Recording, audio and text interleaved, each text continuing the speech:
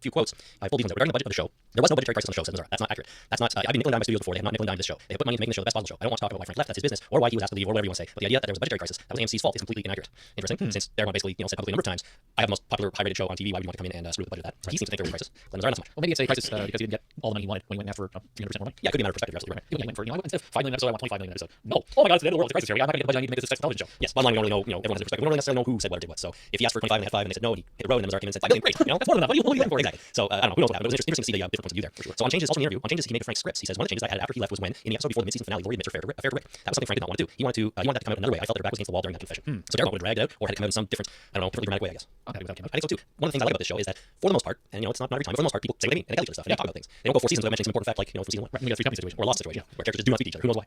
But in this case, I think Nazar made a good choice to reveal the way they did. Finally, asked if he agrees that the show is too slow. His, of course, was bad criticism for the first half of season 2. His answer might surprise some people. He says, without a doubt, I think people again are watching this show in sort of an id fashion. He thinks we have an expectation, we need it now, and if they don't get it, there could be some frustration. So I'm not saying that I have to give the audience everything they want at any particular moment, but there have to be big payoffs along the way, not just at the end of the run. Right. Interesting point. I feel like he's being really candid here. He's not sort of coming out and saying, no, just sit back and be fine, stop complaining, everybody. We got a plan, just relax. Yeah, we got a plan. We're dealing with things. Sorry if it was too slow. We need to have some more big moments along the way rather than just leading to a big moment at the end. Right. The show's not about a long series of levels and one big boss fight. That's good. I think so too. So anyways, go over to vulture.com or come over to our website. You can better click on the link and go check out the rest of the interview because it's really, really interesting and Nazar's very candid in everything he speaks about. Finally, in news this week, AMC launches the Walking Dead Story Sync. You heard about this? I have not. So what they're doing is it's sort of like a online interactive experience that you can view on your phone or iPad or other device while you're watching the TV show with bonus content and other stuff to do on the internet. Interesting. They describe it like this: launching this Sunday, February 12th at 9 p.m. is the Walking Dead Story Sync, a web-based application playable on tablet devices and computers that allows viewers to interact with other viewers and the show during the premiere broadcasts of season 2 of The Walking Dead. Fans get to weigh in via polls on important topics and how characters handle critical situations. They get background trivia and also test their knowledge with trivia questions, special graphics, maps, photos, and a weekly kill count, as well as a sneak peek at the next episode and an instant replay of key scenes. That sounds. I'm not really sure how I feel about this. Well, I mean, AMC has done a pop video thing before where on repeats of the show they throw up facts on screen or information about it, and it's okay. This seems like the next step to that. Yeah, I'm a little worried about them saying that it's interactive. It's interactive with other players and they can vote on what they want the characters to do. And I assume that they don't actually have any say in what the characters do. It's not a choose your adventure show. Because that's a whole other thing. Right. Pretty cool. I think it's coming. There's no doubt that's coming down the pipe somewhere where you vote on what character to do next. Right. But I'm not sure if this really appeals to me because it seriously divides your attention when you're watching the show. Like if it shows, maybe they make it boring on purpose. If they make the show very boring so that you have to have something else to do in order to get the full experience, that would be bad. That would be bad, very bad. So I'm not really sure. I'm confused as to why they would do this and what the exact goal is. Well, I mean, they're trying to augment the TV watching experience with something else to keep you engaged, obviously, right? Plus, they want you to do stuff on their website while your eyeballs are looking at their show on your TV. Right. And this kind of thing I must admit is not for me at all because when I watch TV, I like to pay attention to what I'm watching. I don't do other stuff. I don't have a laptop with me unless I'm making notes for this podcast. But I do that on the second viewing. On the first viewing, I'm all about paying attention. Like I don't even watch TV when my kids are up because they're too distracted. And frankly, I should be paying attention to that. You should. So I can't really see myself taking this, although I do think it's kind of an interesting idea. The teenagers these days, they can do many things at once. So what is anything that's new before the age of 18 you find perfectly natural. Anything that's new between the ages of 18 and 35 is cool and interesting. Anything that's new after the age of 35 is against nature. And we're both in that zone. So I guess are we done with new things? Is that the problem? This is different. This is new. It changes the way I watch TV. I'm not gonna do that. That's a little upsetting. It's true. And 10 years from now, when this is like perfectly normal, it's like no, every day we just watch TV. Do the people over 35 when there's something new? Do they ever come around? Is that part of this theory? Or is it always old and silly? Well, it's just a generality. I still find new things pretty cool. That's true. So I'm still a bit of a technophile and still anyway. So I don't find it completely against nature, but I don't think it's for me. You and I don't fit the mold, man. I don't fit very many molds at all. Okay. But hey, if you're out there and you really like this, let us know. Write in our calling and let us know your experience with Story Sync. I did go back through, because you can go back and look through the stream content later if you want, right? So you can actually experience it during a rewatch or whatever. Kind of not in real time, you can go slowly along. There was some interesting stuff, a lot of ads. Like a lot. I thought there was a ton of ads built in. It's basically a stream of content that you have at the bottom and you can kind of go back up through the right order, ad after ad between everything. Kind of. That's why I watch your eyeballs on something other than the TV show. Because the TV show doesn't show you ads all the time. So the more I think about this, the more it feels like they're cheapening their TV watching experience. AMC doesn't give a crap whether you enjoy the show or you watch the show. They just care if you see their ads. Should I be surprised? No, not really. I mean, when you watch TV now, like actual watch live TV, you get the lower third of all this crap. Oh, that's right? First of all, you get whatever station you're watching, and then whatever station that originated the program. Like, in Canada, we get feeds from NBC. Let's say we watch the Super Bowl, you get the NBC logo on the bottom left of the screen, CTV logo on the bottom right of the screen, right? And then you get the lower third, where advertising something else. Like check out the show that's on next, and then they have whatever characters run around with whatever signs or whatever. Clearly, anything that's new after the age of 35 we don't like. Well, especially when it involves advertising. Yeah, so new ways of advertising to me is very irritating. Yeah, we were talking about ads before movies before this podcast, and we were like, oh my god, it is. But I don't think there's anybody like that. I don't know. Okay. So I'm sure there's lots of people making a lot of money on that stuff that just love it. People making money on it. All right. No, if you're an advertising executive and you went to see a movie, you actually be sitting in that movie thinking, I'm making myself money by looking at this ad. Yeah, that'd be and you'd be a complete douchebag. Well, on that note, let's move on to our recap of Nebraska. Now, we didn't unfortunately get our bumper clip in time for this recording, so we're going to do ourselves a favor, okay? Sure, you're first and No, here's what I was thinking. I'll do the under noise, right? The noise, and you do the episode thing. All right. So here we go. All right. Boom. Nebraska. Pretty good. Nebraska. We'll have to go with that. Okay, so Nebraska. Time to recap Nebraska. First, though, the ratings. Awesome. So, first, exciting news. 8.1 million viewers watched Nebraska last night. 5.4 million in the 1849 demographic. Apparently, that is up 12% over the previous record set by The Walking Dead. Therefore, this being a new record. And combined with the encore 11 p.m., they totaled 10.1 million viewers. That's a lot of eyeballs. They did pretty well. They did great. So that's very exciting. They were setting records all over the place. And let's get into it. So we pick up, as we all know, last half of the season ended with Rick pulling the trigger and shooting poor little Sophia in the face. And we pick up right after that happens. Immediately, he's still pointing that gun up at her, even though she's dead on the ground. I thought there might be a short break, even a few seconds, but we didn't get that. Anyway, so Sophia's lying there, and Beth is crying, and she runs over to her mother's body. She keeps another body, another zombie body off of her, but her mother isn't quite put down yet, and comes back to life, so to speak. It was just a glancing blow off the face. Yeah, it took part of her face off, and she didn't go through the skull. No, just took her face off there. So you do, not just cheek.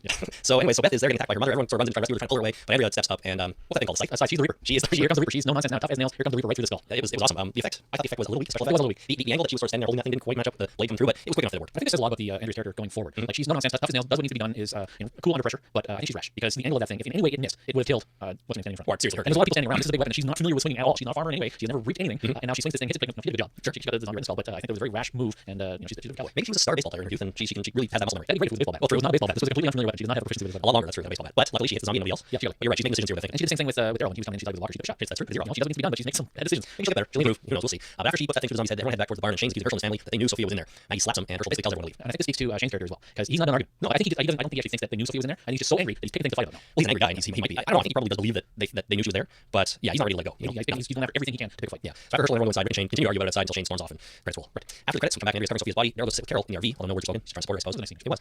We go to Glenn and Maggie, who are in the farm. He asks her if they knew she was in there, and Glenn is also talking in this scene. He's talking about moving on, and the entire time he seems clueless that Maggie is a little pissed that he might just leave. Right. He's just going blah blah blah blah. She's sitting there, but wait, what do you think of we're in a relationship, dude. Are you blind? Right. Back outside, we have an important scene between Carl and his mom. They're talking about Sophia, and Carl says that he would have shot her too. That dad did the right thing by putting her down. Clearly, Carl is this world is starting to harden Carl. Oh yeah, he's getting cold and ruthless. I was talking to TV at the point. Damn right you would. That's right. You better remember that next time you need to shoot something. So the rest of the group around there talk about what to do with the bodies. They decide to bury the ones they love and burn the rest. That's what they do apparently. Right. Now they didn't burn Jim from season 1. They just let him sit in there. Or bury him. I'm sorry. He was dead though. Yeah, I guess, but I don't know. I think around until he dies and do something. They're gonna stick around. Yeah, they might stick around. They're gonna do that. They're gonna leave a bunch of dead bodies littering. That's the farm. It's a bit nasty. So Rick and Lori talk, and he's questioning his own ability to help anybody at this point because he'd set them all out into the forest looking for a girl who was already dead, and Shane was right. Well, but he didn't know. Rick was doing what he felt was right. So Shane goes to get the truck to move the body, and Dale's standing there. Then they have a rather one-sided conversation. Shane does all the talking. He seems to be feeling a bit insecure, I thought, during this whole exchange. He goes on about how he's the only one keeping everybody safe. And this conversation went exactly the way it should have gone. You cannot deal with irrationality with rationality. Dale did exactly the right thing by not uttering a word. Anything he said would have made worse. You're right. It would just make Shane go even farther sort of off the And your guy's instinct is to say something biting and to, especially in television when you have a scriptwriter, to say something biting and to put them in their place a little bit. But the right thing to do when somebody's spewing irrationality, you have to shut the hell up. Yep. They will storm off at some point. There's no way you can fix the situation. Yeah, they'll storm off at some point and probably think about what they said and realize it was stupid. Unless you add your own 2 cents, which just make things worse. Absolutely right. So I applaud Dale for exactly what he did. Yeah, Dale had problems with some of his decisions, but I think you're right. In this case, he made the right one.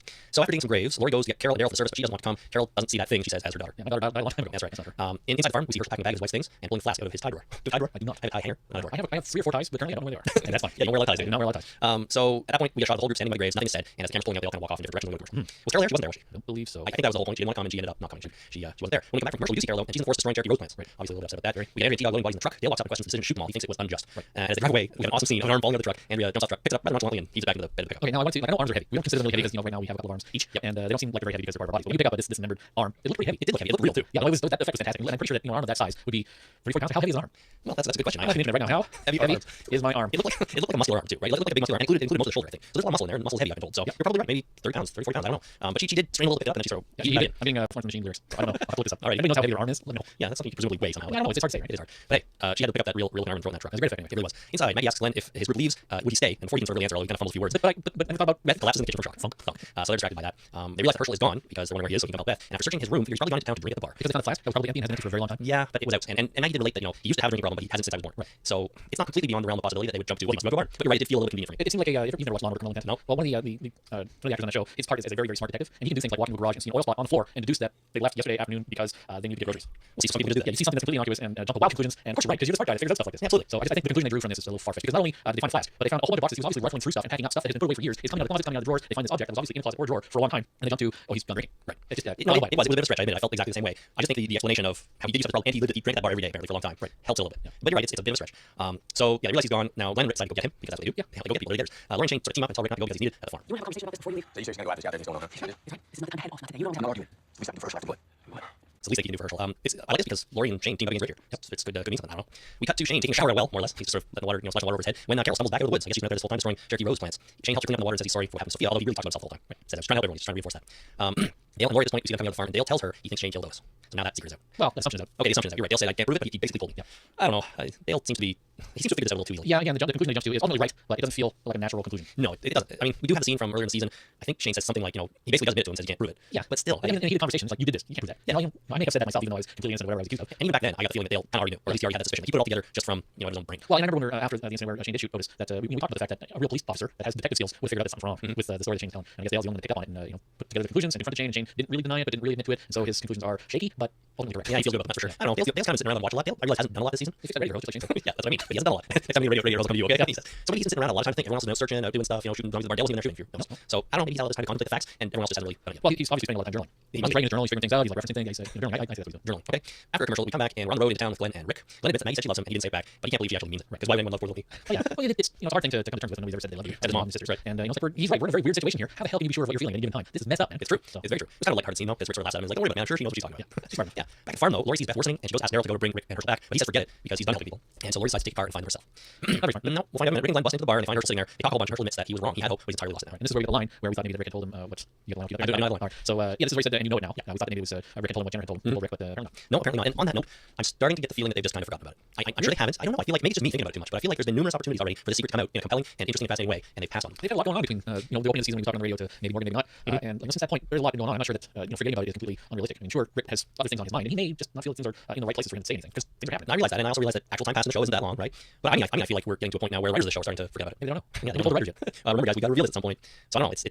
I'm not gonna say I'm upset that our theory didn't come true, but I feel like it was a good theory. I feel like pregnancy was a good theory. All these things I feel work, but they haven't gone for it yet. So when it does come out, hopefully it does. That'd be something awesome. Well, what we need is actual live people to die, and for time to pass, and for discovery to happen after that, and then maybe it'll come out at that point. Oh, I knew that. See what I mean? Like that doesn't work. Like, oh yeah, I forgot to tell you, but they're gonna be a zombie anyway. Well, that might happen, right? When we get to the death of the main character, and they're all like, "Oh crap, this person has been murdered or killed, or for whatever reason," and then Rick's like, "Okay, we gotta deal with this. We gotta deal with this. We gotta bury him. No, that's not gonna be enough. Not gonna work." And then it comes out that might be a little more difficult. Come to think of it, we'll get something else in a minute. I just have another theory. Before that though, finally we see Lori on the road in the car, not watching where she's going. She hits a walker and swerves off the road and rolls the car. Oops. Now I didn't see this coming, to be honest with you. I know we've seen clips of the car flipping in the previews. Right. I didn't think we'd be heard driving the car. Really? Yeah, I didn't think so. I saw her get in the car. I'm like, that's the car to roll. In the preview? No, in the show, we saw her get in the car. Okay, yeah, As soon as I saw the car. No, I know that. I know, like in the context of the episode, I knew it was gonna happen. But before I watched the episode, I didn't see it coming that she would be in the car. Oh, yeah, I thought it was gonna change for sure. Yeah, I thought it was car. I think so. Yeah. And so that's it. But anyways, it was Lori, and she rolled the car, and we don't find out if she's okay or not. No, that's the last we see. That's the last we see. We come back from a commercial, and we are back in the bar where everyone continues talking, and I think Rick seems to be winning Herschel back. You know, the truth is, nothing has changed.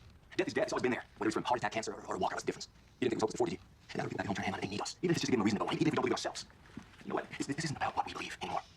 It's about them. And with that, I think Herschel decides, yep, I gotta do this for my family. Yep, for my daughters. That's exactly what Rick was going for. I think It was a good little speech. It's a good plan. Just in general, when somebody's behaving badly, the idea is to give them something greater to think about rather than just themselves. Help yourself out. It's not as bad for you. That kind of thing is usually not nearly enough to get anybody to change behavior. Because they're past that by that point. Yeah, it's just me. What the hell? Get away from me. But if you give them something greater to aspire to and greater to think about, then they'll step up. And what's greater than helping your children? Do this for your kids. I mean, how many people quit smoking because they think they want to be healthier? Very few. But a lot of people quit smoking because they're about to have a kid. Yeah, there's no better reason. Really, I want to be around for my kids. That higher reason to do something. Perfect. Right after that point, all of a sudden, those two dudes open the bar door and walk in. Hey, they're alive. They're alive. That's right. We get Tony and Dave walk in. So we find out that Tony and Dave are from Philadelphia. Next, just outside Philadelphia. True, they're traveling down. They come a long way. They have. From Philadelphia in a short amount of time. How are you sure? Okay, you're right. Apocalypse has been ongoing for a little longer than we think. Yeah, but I mean, it's a tough trip. I mean, there are cars everywhere, there's zombies everywhere, you run out of gas, you gotta find food. I mean, you can't anywhere fast in this environment. Well, it's been like what, a month? Let's just say it's been a month. Since what? The outbreak. I think it's been now. We thought it was 6 weeks. Okay, well, let's say let's say it took them a couple weeks to get going or something down the road. I don't know. I feel like they traveled pretty far distance in a short amount of time, considering. Anyways, so they're sitting there chatting with Rick, Herschel, and Glenn in the bar. Dave does most of the talking, and he tells them about Philadelphia. They also talk about Fort Benning. Dave tells them that it's overrun with lame brains. Lame brains. Another term for the zombies. Once they start talking about where Rick and the gang live, things start to get a little bit less friendly, and Tony goes to take a leak in the corner. Yeah, a little weird scene. People just have a place. Truly. You're on the road for a while. The world's gone to hell. You just take a leak wherever you are.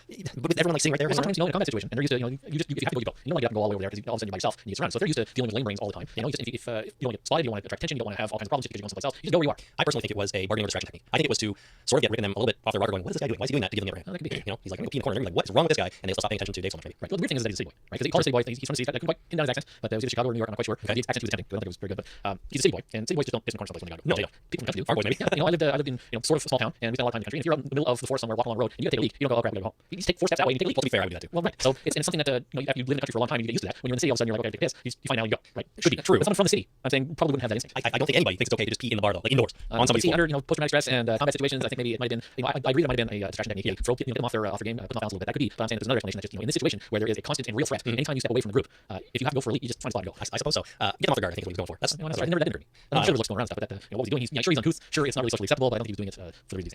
While he was peeing, he also asked if they have any women with him because he hasn't had a piece of ass in a long time. What was the word used? I couldn't quite pick it up. Like coos or something like that. Cooch? It might have been. I don't know. It was hard to pick up. It was something derogatory like that. Yeah, I think so. But Rick continues to refuse to tell them where they live or welcome them to the group. And Dave kind of just keeps asking about it and wants them to take them back to the farm. And at that point, things get a little heated. Let's take a nice friendly hayride to this farm and we'll get to know each other.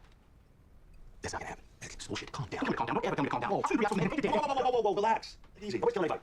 Nobody's shooting anybody. Whoa. Nobody shooting anybody. But then everyone shoots everybody. So Dave climbs over the bar. Rick is in between him and Tony. They talk a little bit more. Dave goes for his gun, but Rick is a quick draw. He takes them both out. He sure does. It was awesome. It was awesome. I think Rick is a quick draw and was able to react. He didn't draw first either. I thought maybe we have a Han Solo situation here. Right. He recognized the threat and would just act because we've seen that in the comic. Yeah. Right. So I thought maybe we'd get that, and that would have been interesting. But we didn't. We got a reactionary thing. They drew first. It was reactionary. Dave did go for his gun, which was on the bar first. But Rick managed to take him out. And now, yeah, it was reactionary, but Rick clearly knew what was about to happen. Oh yeah, he was his hand right there. He was cocked and loaded. Yeah. So he shoots them both, and it was amazing. We get a couple of shots of Shane and T-Dog burning bodies, and we're done. That is that. That scene in the bar, the last scene in the bar, I thought it occurred to me that as it had ended, and Rick being a quick draw, and knowing Shane's prowess with a firearm, I'm thinking to myself, what would Shane have done in this situation? If Shane was in the bar. Yeah. I want to pose that question to you. What do you think would happen if Shane was there? If Shane was there instead of Rick, yeah. Okay. I think it probably would have gotten unfriendly a lot faster. They might not have sat around and actually had a drink together. And at the beginning of the conversation, when Rick says that Herschel lost a lot of people today, I got the feeling that Dave was genuinely sorry, and he sort of said that. He said, I'm truly sorry for that. And I got the feeling that he actually meant that. So they did start off friendly enough, but clearly Dave and Tony's intentions were not entirely noble. If Shane was there, I think it probably would have gone south a lot sooner, and pure speculation, Shane would have probably tried to shoot them, but I think we probably would have lost Glenn or Herschel. Yeah, I don't know that Shane would have been as he's a good shot, we know that, but he would have reacted and would have panicked maybe, and would have been as calm and collected. I think the end result would have been exactly the same. That those guys would have gotten to the front door. They would have to the front door. I don't think they would split up like the way they did. They got they basically surrounded Rick on one side and one behind him. Basically, I don't think that would happen. I think as soon as that started to happen, that weapon would have been in Shane's hand, and it would have been controlled at that point. And I think they would have got south at that point. So I don't think the conversation would last as long. I think the outcome would have been the same. I don't know. The thing is, as soon as they stand up, if Shane pulls a gun at that point, I mean, they're gonna have 2 guns on Shane, one and him on one of them, or maybe arms both ways. I don't know. They come out with a flew out of Shane's holster or his belt, wherever it was. And at that point, you don't draw. If somebody's got a gun on you, you don't draw. True, but there's only 2 of them in one Shane. You can't have a gun on both at the same time. Now Glenn was there, so he might have covered one guy. I don't know. And yeah, you're probably right. I think Shane probably would have been able to kill them both, but it would have been messier. See, and Rick didn't hesitate either. So I'm kind of contrasting Shane's leadership with, like, he wants to be the leader of this group, and Rick's leadership. And I'm thinking about this in the back of my head as I'm watching the episodes, as if their roles were reversed, how would the situation be different? In this particular one, I don't think it would. Not entirely. What I wanted to mention earlier when we were talking about the conversation that we thought might reveal Jenner's secret, we of course at this point believe that the secret is you're all infected or you're all turned into zombies, no matter what, right? Or something along those lines. After Rick shot Tony, fat guy, twice in the chest, he walked over to them, all we didn't see it, he put one through his skull, that's right. And we see his body after with the bullet hole in his head, but we don't actually see Rick shoot him, we don't see the bullet hole being created. Right. Why would Rick do that? He's already shot him twice in the chest and killed him. He got once in the shoulder and the belt, wasn't in the chest. Okay, but it's enough to put him on his ass, but you can still, like, that still live for a little while, which gives you the ability to pull the trigger on a shotgun. I agree, that's true. But I don't know, I think Rick might know what he has to do. He might know that he needs to put a bullet through this guy's head. Now that said, I don't think he hit Dave in the head. No, it was in the chest. Right. Did he only put one bullet in Dave? Yes. I think so too. Yeah, but he fell behind the bar at that point. Yeah. Dave's alive down there for all we know. I wouldn't be scared when Dave go over the bar. Because as soon as he was doing that thing, he's looking for cover. Right. He's getting into a position where he can have cover. I would stop him at that point. I would come up and say, you stand right there. Yeah. Then we finish this conversation. True. Although it was such a point blank range, that cover wasn't going to do much anyways. Well, no, but the fact that they're both in my mind jockeying for position meant that this is going to go south no matter what happens. So I might as well go south right now. Yeah, that's true. I mean, might as well have standoff. Why not? Yeah. Shooting match. So that was it. That was the end of the episode. It's to me, I think this was a pretty good balance of character dialogue and surprising occurrences. I don't want to say action because there wasn't a lot of all out action, but I feel like enough happened that it was pretty satisfying. I liked this episode. I thought it was really well done. Yeah, I mean, some people are gonna be like, come on, there were still no zombies in this, and all they did was talk, except for 2 shots at the end. But I don't know, I didn't against your point, but it doesn't really bother me. I think it was a pretty good balance here, you know? We saw a zombie. We did see a zombie. Most of them were dead, they were burning. Well, I mean, we saw the zombie that hit Lori's car. True. That was an actual walker. A hero zombie. Hero. Well, he was alone, he had a special scene, he wasn't just in a crowd, you know? He was just wandering across the road. He was just running across the road, come on. Well, you still have to pay attention to what you're doing, even when you're driving on the road where you expect nobody. True. You can't look at a map. Yeah. You know, there's laws about that thing. You don't look at a map while you're driving. If you want to check the map, you pull over. It's true, sadly I've seen people reading newspapers while they're You're driving. reading books and texting and all that kind of wild and crazy crap. Don't even do that while the world is overrun with zombies, people. It's just a bad idea. Keep your eyes on the prize. Eyes on the In this case was the road. Alright, so there is Nebraska. I thought it was pretty good, and I think if you're worried about action, sit tight, there's gonna be some serious stuff coming up in the next episode and beyond. And I just want to say from answers.com, how much does the human arm weigh? And the answer I got is 3.35 kilograms, or 7.38 pounds. It's not as much as it seems that arm weight. No, that doesn't seem that heavy at all, really. I think when you think about it, imagine if your arm was 30 pounds, like, you'd be working hard to raise your arm. Yeah, but it's the total arm mass is given as a mean value of 3.26 kilograms with standard deviation of 0.46 kilograms. So it could be as much as a pound a bit heavier or a pound a bit lighter depending on the person. Sure, of course, people have all different size arms. That thing looked like it was about 30 pounds. It did look a little bit heavy, maybe just a week. Maybe. It was like when we did That is true. All right. Before we move on, I need to thank our sponsor for this episode of Talking Dead, and that is Audible. For you, the listeners of the Talking Dead, Audible is offering a free audiobook download with a free 14-day trial to give you the opportunity to check out their service. Jason, let's do a book recommendation. All right, well, we had a listener actually write into asking me a question. Sometime last year, you recommended an audiobook about aliens who come to Earth during the Civil War and decide they're easy prey for invasion. They come back. The series you're looking for is the World War colonization series by Harry Turtledove. The first book is called World War in the Balance, and the aliens actually came during sometime in the 1400s when we were on horseback with swords and lances and stuff. And they're like, yeah, we got tanks and planes and stuff. We can take them, no problem. But then they land in the middle, or near the tail end of World War II when we also have tanks and planes and stuff. And so it was a little more challenging for them than they originally thought. So Harry Turtledove, World War in the Balance, actually comes in at a hefty 26 hours and 33 minutes. You know who the listener wrote in was? Bobby. Right. Bobby from the internet. Bobby from the internet. So Bobby, Harry Turtledove, read that again? World War in the Balance. World War in the Balance. Okay, sounds extremely cool. To download your free audiobook today, go to audibletrial.com/talkingdead. Once again, that's audibletrial.com/talkingdead for your free audiobook. We thank Audible a great deal for their support of this program. Holy crap. Did you see that? That's right, it's time for Holy Crap, did you see that? And before we give you our picks, we've got one from a listener, and that's Ashley in Pittsburgh. She says, my holy crap, did you see that moment was Rick taking out the 2 guys in the bar. It was a true gunslinger moment, and you really got to see for the first time that Rick can be just as dangerous as Daryl and Shane. Very, very good. Pretty good one, yeah, gunslinger, I like that. It is very good. Not that slings and gun. You should throw it away. And blowing smoke off the end of the barrel. Cool, so I'm going to go with my pick now for Holy Crap, did you see that? I'm going to go with something that isn't exactly flashy or exciting or anything like that, but it is the scene when Carol comes stumbling out of the forest, and Shane's there, washing his head. Again. Yeah. And they sit down, and while they're talking, he was sort of washing her hands and rinsing off her arms and stuff like that. And I noticed that her hands were really black, and she had scrapes on her arms. Now, clearly they all have scrapes and bruises and bumps and all that sort of thing. But her hands to me didn't look like they were covered with dirt blackness, like she was digging in the dirt. They looked more like, I don't know, something else, something grosser. I don't really know what, but all I can think of is, of course, maybe she had a walker encounter that we haven't seen in the woods, and she had scrapes on her arms. Maybe she got away, but didn't quite get away, and that's why she's so kind of despondent and upset. Granted, her daughter was just killed. However, it seemed like she was kind of completely out of her mind right there, and she had the dirty hands and scrapes, and it wasn't all that clear, but I don't know, maybe something of it. Did you think she's in danger of becoming a walker? Maybe she's in danger of slowly dying or getting a fever, and we'll see. Oh, that's interesting. That'd be very interesting. It would. We in the comic, here's spoiler for the comic, everyone. We've had characters in the comic who have submitted to the zombies and let themselves be devoured. Right. Maybe we're getting that situation with Carol because she's truly got nothing left to live for. Yeah. That's mine. So mine is more of a holy crap to hear that. So good, that's the first audio holy crap. And I've got 2 possibilities of 2 things I'm going to throw there. One, and they both happened in the bar with Dave and what's the other guy's name? Tony. Dave and Tony. First one is Tony when he said this is Tony. He says, "Eat me, Dave." Right. Dave says, "Maybe someday I will." Yep. So we got a hint at cannibalism. Yes, we do. That's very interesting. So maybe and Dave goes on to talk about the stuff we've done. Nobody's innocent. We did these pretty terrible things, and I thought that maybe cannibalism might become part of the group that they're with because they are a group. Yes, they are. They did talk about other people at camp. So it's more than we know that that's happening. And the other thing that Dave mentioned was they tried to get to Washington D.C. to a safe zone that they heard about there. That's true. That was also very interesting. So kind of a double comic reference. Yeah, 2 comic references in one conversation. Very interesting. I like that. Cool. That's it for Holy Crap. Did you see that? If you have any moments you want to send in, by all means, call our voicemail line 1-866-483-30MB or send us an email at talkingdeadpodcast@gmail.com. Now it's time for listener feedback. Listener feedback. All right, first of all, Facebook. Dave, our friend of the show, Dave, who's on a couple weeks ago, wrote on Facebook. He says, you guys know I love The Walking Dead, but I'm wondering if I'm alone and feeling a little bit disappointed by most of this episode, referring to Nebraska. Except for the end, I understand character development, yada, that's all fine and dandy, but I suppose I just expected a little more pizzazz. My gut feeling is, Dave, I think maybe you are alone. I don't know. We'll see. I mean, I haven't seen a lot of reaction online to this episode yet. My personal feeling is that it was a good balance between character development and again, I can't say action because there weren't extended sequences of action movie stuff, but there were surprises, there were developments, there was stuff happening. You can't say yes, events were taking place, right? You can't say that nothing happened in this episode, right? At least in my opinion. Well, my thought is that the state of the group at the beginning and the state of the group at the end are very different, right? And we did get places. There's movement, right? We've got a couple new plot lines. So one plot line is closed. We've got a couple new ones that are opening up here. That we can probably 3 or 4 of them that open up at this point. We've got the Glenn and Eddie thing going on. We got the relationship issues to work out. We've got the Lori and Cards upside down someplace, and it's dark probably. We've got a shootout in a bar by a gunslinger. Yes. And some loud noises. Who knows who that could attract, whether it be walkers or more of this group that Dave and Tony were in. And we've got T-Dog and Shane building a giant zombie fire that's just gonna have black smoke plummeting up into the sky, probably attracting more people. Yeah, it looked like there was a lot of smoke there, but the fire gets going though. Well, there should be because they're burning bodies and that's probably really, really gross black smoke. Hair and stuff. It's nasty stuff. But yeah, you got that. They're building a beacon for whatever people, zombies. For Tony and Tony and Dave's friends. Here we are. We're going to tell you where we are, but here's our big smokestack. Is there a farm that Herschel had a backhoe someplace? It doesn't look like there's a lot of high-end farming equipment there. Well, he's a cow farmer. There's cows and stuff, and they have fields, right? There's fields. Well, they're big open spaces. So there's got to be some kind of digging machinery somewhere. You think that somewhere on a farm nearby would be a backhoe that they could just dig a big hole and throw a bunch of zombies. Herschel's pretty old, so maybe it's sort of an active farm at this point. Maybe he's retired and now they just live on land. Right. I don't know. Anyway, Dave, back to your point there. I think a lot happened. I think it wasn't like all action, all pizzazz, but I think you're right. We had a lot of events occur, but there was also a lot of interaction and character development, and I think there was a lot of movement there. I also don't think saying events occurred is a cop-out, which it could be taken that way. You know, because events occur in every episode, otherwise it would be on TV show. I don't know. I watch shows where no events occur. Like Seinfeld, for example. Nothing happened. They hated that show as far as okay, there's very little pizzazz in that show. True. Last week we talked about the title for a future upcoming episode, Better Angels. Andrew from Colorado wrote in where that comes from. Oh, good. He says that the author of the phrase Abraham Lincoln in his first inaugural address. I think you mentioned last week. Yes, let's Well, here's the clip. He said the quote. He said it, and I just want to read it because I forgot to read it by Abraham Lincoln. Awesome. So he said, "I'm loath to close. We are not enemies but friends. We must not be enemies. Though passion may have strained, it must not break our bonds of affection. The mystic cords of memory, stretching from every battlefield and patriot grave to every living heart and hearthstone all over this broad land, will yet swell the chorus of the Union. When again touched, as surely they will be by the better angels of our nature." Oh, there you go. It's too bad I couldn't do that with a fumbling twice or three times, but hey, what are you Quite a speech, even it's the end of the Civil War, right? It's that's a very touching speech. Very good. It was the closing paragraph of his first inaugural address. Awesome. Good times. Jonathan from the internet wrote in on Daryl saying sorry brother shooting somebody. He said, "Hey guys, I just want to say that I think that Daryl is not talking to Merle when he says sorry brother. I think he's talking to T-Dog. Reason being, if I were about to shoot my zombified brother, I'm pretty sure I would say sorry Jimmy or sorry Joey. I wouldn't say sorry brother. It just doesn't seem right for some reason. Although I could very well see myself saying sorry brother to one of my very close friends, since over time we become just like brothers. That's why I think Daryl saying that to T-Dog, since they became closer friends and had their moments together, like when Daryl saved T-Dog on the highway. Right. Then again, who would you be more angry at? The man who cuffed your brother to a pipe or the man who dropped the cuffs key? I think he feels really bad for T-Dog and knows Merle wasn't his fault, and that's why he calls him brother before killing him. So there you go. That could be. Jonathan also sent in a bunch of biblical references derived from numbers he found appearing on the show, and I don't have them all here, but it was kind of interesting. I encouraged Jonathan to post on our Facebook page and see what everyone else thinks. You know, he finds numbers on flocks, on posters, on everything on the show, and he looks he's googling and finding all the biblical verses that seem to somebody line up with the events of the show. So could be interesting. One other thing too is that it seems the consensus out there is that Daryl is in fact talking to T-Dog with the story brother. People on Facebook and the internet at large kind of seem to be feeling this way. Right. So look for Daryl shooting T-Dog in the future episode. I will look for that. Very good. And that is going to do it. All we have left is next time on The Walking Dead. Next week on The Walking Dead. So this portion of the show will be potentially rather spoilery. If you don't want to hear it, I suggest cutting out now. Spoiler tactic. There we go. So here is the audio from the trailer for the next episode, which is called Trigger Finger. On the next episode of AMC's The Walking Dead. What's over there? We're looking for our friends. You say something about yourself, you're going to have to stop that. Please don't. Keep an eye on you. We all know he's not going to end well. We're only loving the next episode of AMC's. So what we know from that is that everyone who's in the bar gets attacked by Tony and Dave's friends, Other people. and Rick tells them it's not going to end well. Well, of course not. So But shootouts end well. yeah, shootouts typically don't end well for somebody. And we also see a strange interaction between Daryl and Carol. Daryl seems to have resurrected his ear necklace. Well, the ear necklace it's shown again. So he may have gotten back. And Rick went, "You're feeling better now. I found this on you. You probably want it back. Thank you very much. I missed these years." Right. So and he's like set up shop somewhere, you know, in a shack or something. He's got his ear necklace hanging from the ceiling, and Carol comes in and goes like, "I'm just keeping an eye on you." Why would she do that? I can't think of what's going on there. I don't know, maybe she's taken to wandering the woods, and now she's stumbled across his shrine of zombie ears, which I guess he's collected from every zombie he's found. I guess she's recognized maybe that Daryl's kind of behaving like the old Daryl, you know, not trusting anybody and not with the group anymore. Like he doesn't have a purpose anymore because he feels like he has no purpose with the group anymore. Before he was the one searching for the girl, but now that's done. He's like, what do I do now? And he becomes weird and starts collecting ears. Pocket full of ears. Right. That's from nothing. I don't know. Remember you watch Coupling, right? I've seen the show. It's a British comedy. British comedy Coupling. Jeff, I think his name is talking to this woman who doesn't speak English, and he just sort of said, "I like your ears," but not, I don't collect them or anything. It's not like I have a bucket full of ears. The only way to say bucket of ears, and it goes on from there. But you're reminding me of that. So Daryl's a ear collector. Yeah. Okay. And you got a bucket full. So who knows what's going on there? We see a shootout happening at the bar, and we see a zombie attacking Lori in the car. So she's clearly all right. It's dark. And it's dark, and there's a zombie face coming in the broken glass. So someone needs to help her. Or she needs to help herself. We'll see. She's got a gun while she had it on the seat, so when the car flips over around, it's Probably could be anywhere. Yeah, really good. Put it on off. Yeah, if I don't leave a handgun on the seat beside you, Yeah, really bad. you put it in a glove box. That's where you find handguns. Right? Yeah. There's a reason because they don't fly around the car. They're in glove box. I'm surprised that it's not called a gun box. Well, no, it's free gloves And guns. Oh yeah, and your registration And maps. Yeah, your It should be in your hand in front of your eyes. No, you should be driving with an app. Okay, so next week's episode, as we said, is called Trigger Finger. It's directed by Billy Gearhart and written by David Leslie Johnson. Now, here's the official summary from AMCTV.com. Trapped, Rick, Herschel, and Glenn fight to survive against new foes, both dead and alive. Shane finds Lori in danger on the road and makes a mission to bring her back to the farm. So this is actually more of a description than we got last week, than we read last week, that we found on a mystery site on the internet. Mystery. So maybe those ones from last week weren't as official as we thought they might be. How does Shane find Lori? That's what I want to know. Why does he go out? Well, he must have realized she's gone, realizes the car's missing, and maybe he just goes out to find her. Well, it's obviously on the road between the farm and town, right? Yes. Because that's where she's going. That should be evident. I mean, where else would she be going? Right, so maybe he jumped in the truck and is driving to town to find out what's going on. There's no way for Rick or Glenn or Herschel to call the farm to let them know they're in a shootout and they're pinned down. Nope. And they're going to head him off the pass. Yeah, no, there's no way Shane leaves to look for them. He must realize that Lori's disappeared. He goes looking and he thinks, oh my god, the car's gone, what's she doing? Well, where would she go to find her husband? So he probably just jumps in the truck and drives down the road a couple miles and there she's upside down. It makes sense. I would think, especially if maybe the day goes by and it starts to get dark and they all go back to their tents and realize she's there. I don't know. Right. We will see. But that's next week on The Walking Dead when we get Trigger Finger.